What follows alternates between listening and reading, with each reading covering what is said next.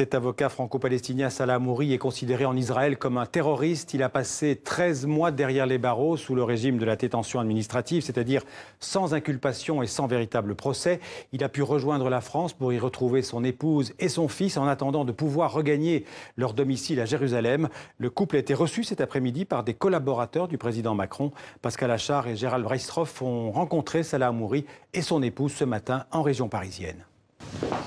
Ensemble, après de longs mois de séparation.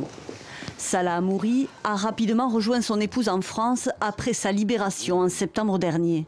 L'avocat franco-palestinien a passé 13 mois en détention administrative en Israël.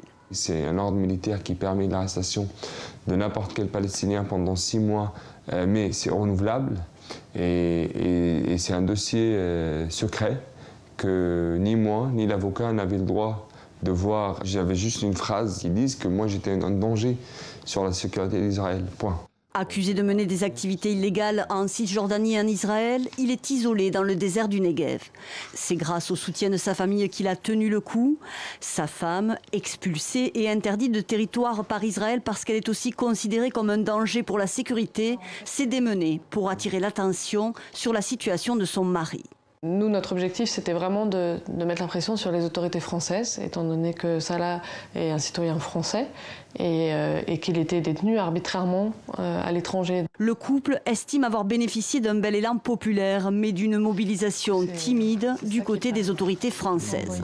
Il a fallu 1 mois et demi déjà avant que moi j'obtienne un premier rendez-vous à l'Élysée. Quand vous vivez ça intimement, c'est difficile. Vous trouvez ça injuste parce que toutes les interventions diplomatiques ont été faites discrètement. Il n'y a eu aucune médiatisation de l'intervention du président de la République. Il y a 2 poids 2 mesures. Les Français ne veulent pas forcer Israël à accepter et à appliquer le droit international. Aujourd'hui, Salah et Elsa ont encore des obstacles à franchir.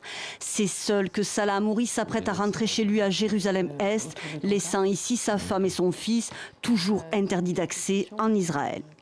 On est un moyen de pression que les Israéliens utilisent pour contraindre Salah à quitter la Palestine. C'est notre droit de vivre en famille, en tant que Français aussi, à Jérusalem.